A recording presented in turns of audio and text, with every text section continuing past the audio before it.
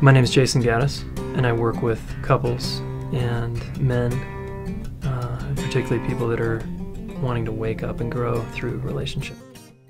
Once a person gets kind of catapulted onto the, journey, the spiritual path, whatever, through their marriage falling apart or a divorce or their kid, using drugs all the time, whatever their issue is, they're all of a sudden faced with truth that's undeniable.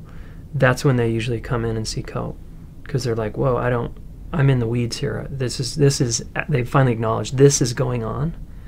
My partner's having an affair, or I'm miserable in my relationship, or I hate my boss. And there's a truth there. It's like, sweet, And so there's a myriad of ways that they can go get help and explore. And for men, one of my favorite ways is to get really intimate with men only, meaning we do what's called men's work, where we do a men's circle or we meet in community as men, because that's been happening forever, since the beginning of time probably. And we powwow about what's actually going on in our lives, and we get real about what matters most to us.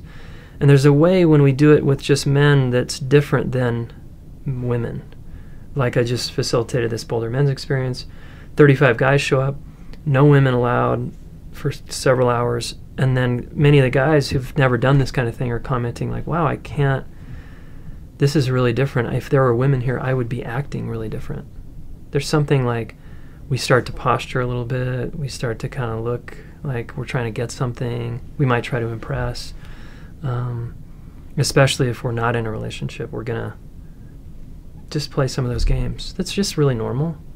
So when we kind of eliminate that distraction, that is sometimes a distraction, then we can really get somewhere. A lot of men would have resistant to men only inner work because it's very confronting to be with men if your cultural training is if you hug another man a certain way, you're a fag, or you're a woman, or you're feminine.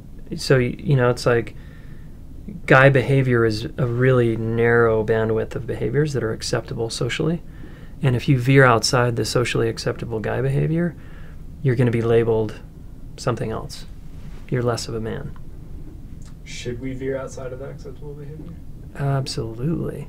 Because that's freedom. Be yourself, right? The whole goal is to be ourselves. So if I'm gay or feminine or masculine or strong or weak, it doesn't matter. It's be me. And people are pretty afraid to do that because they're going to be judged, usually. And I like to remind people, well, we're being judged anyway all the time, so what's the big deal? More judgment? Really? So, yeah, can I just stay true to myself in the midst of a culture that really doesn't support that? Even though it might claim it does, it really doesn't.